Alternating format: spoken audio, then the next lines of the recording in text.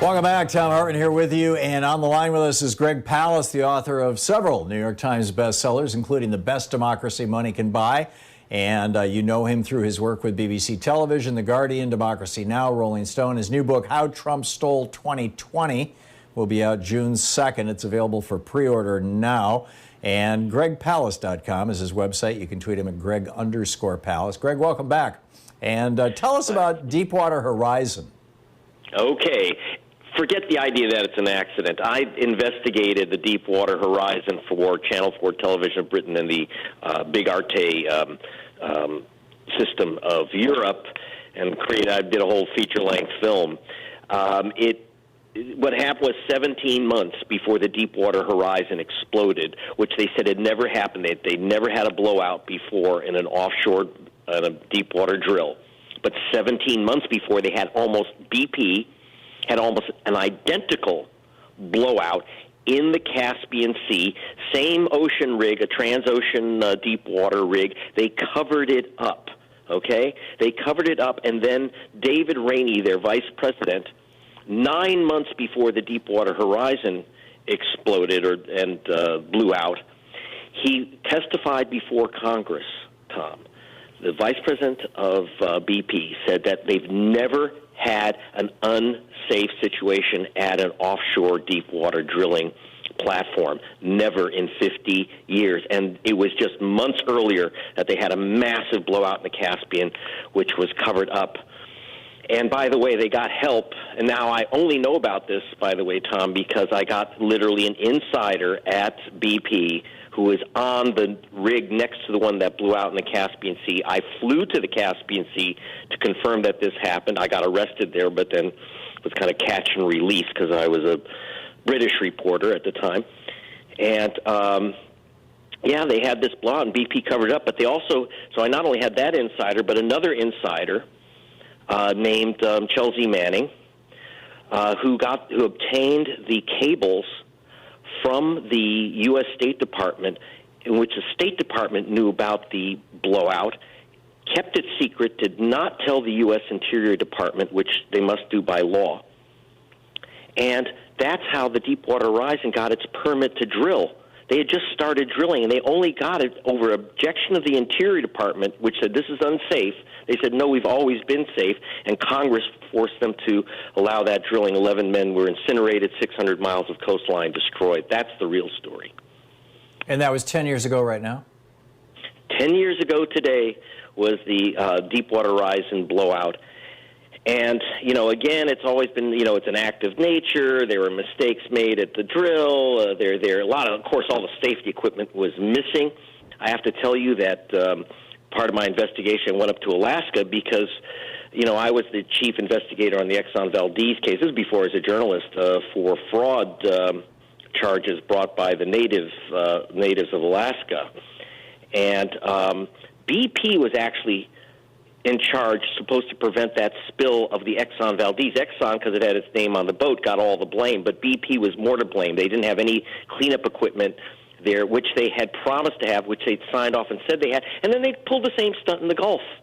So from, you know, basically 20 years later, we had the Deepwater Horizon. They'd covered up the Gulf spill, the Caspian Sea blowout, of course. So you've got a multiple, you know, a recidivist environmental killer out there, British Petroleum. And and as we head into Earth Day and remember this day 10 years ago, let's not forget they're still out there and nothing's improved. That's amazing.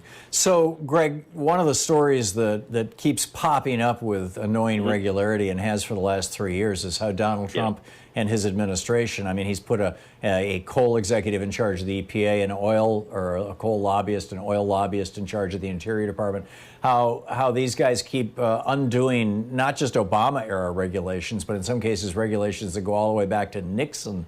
As a consequence of that, is the next BP, Deepwater Horizon blowout kind of event more likely now? Absolutely, because we are not enforcing. You know that you need there's a lot of oil spills, Tom, and it's actually pretty easy to stop them. You basically surround them with rubber, and you suck. You get the sucker ships, or the containment ships as they call them, but you have to have that equipment in place, and it costs literally billions for BP to live up to its agreements for the Gulf and its agreements for Alaska, and they've never lived up to those agreements. There was no reason why first of all, they should never have used the system that they used, which is nitrogen-laced quick-dry cement. That still is not prohibited. And that's how it blew out in the Caspian. That's how it blew out at the Deepwater Horizon, was that, they're plugging these holes with this quick-dry cement. They put nitrogen in it, and on the Deepwater wells, there's a lot of pressure. So it's like kind of blowing into a milkshake. You're going to create bubbles, and that's your blowout. So we still have these massive problems. We still have oil companies that really couldn't care if their rig workers get blown to kingdom come. It's just, in the end, cheaper for them to pay people off and pay up the cleanup than the literally billions of dollars they'd have to spend each year to keep drilling even close to safe. It's madness to be drilling deep water in the Gulf anyway, and that's still continuing. Amazing. Yeah. Remarkable. On to the topic of your new book, How Trump Stole 2020. I know we talked about this last week, but you had this web event on Saturday over on with Facebook, kind of with me, Thom Hartman, kind of rolling out your new book. And you can still pick up your statements at Greg Palast Investigates. By the way, 7 p.m. tonight we'll have another live, but on the Deepwater Horizon and Big Oil, 6 p.m. Pacific. Cool. Okay. So I'm wondering if anything has changed. Are we seeing any motion by Democrats, or for that matter, blocking motions by Republicans that may have to do or may influence how the election this fall plays out, and also what's going on with the primaries between now and then? Well, the primaries are pretty much dead, but what I'm very, very concerned about is that the GOP is making no concessions for the fact that we are under lockdown, and that their systems of forcing elections, in-precinct elections, literally that's going to kill people, or in their hope, will chase people away. That's what they hoped would happen in Milwaukee. Well, we are seeing now, over the last 5-6 days, we've seen a substantial uptick in new COVID infections in Wisconsin, following by a week and a half or so, or however long it's been, following the voting debacle in Wisconsin. So apparently that actually is, the Republicans forcing that, and the Supreme Court and the Wisconsin Supreme Court is actually going to result in some people in Wisconsin dying. The Republicans Absolutely. are still committed to this path. All for a single reason, Tom. They wanted to get this right-wing guy, judge, back on the Wisconsin State Supreme Court. By the way, he lost, but guess what? He's unrecusing himself, and even though he's been thrown out of office, he doesn't leave till August. He says he is now going to rule on whether 250,000 Wisconsin citizens should be removed from the voter rolls. Now, I just investigated that, and I can tell you, Tom, that list is phony as a $3 bill. My team has found 170,000 people wrongly placed on that list, including, they said that the Sequana Taylor, this woman, African-American woman, had moved out of Milwaukee, so she's not allowed to vote there. Except that I don't think so. She is the county supervisor of Milwaukee. This is the games that they're playing. This is but it's horrible. It's 250,000 people, Tom. And remember that Agent Orange won that state by just 22,000 votes. Yeah.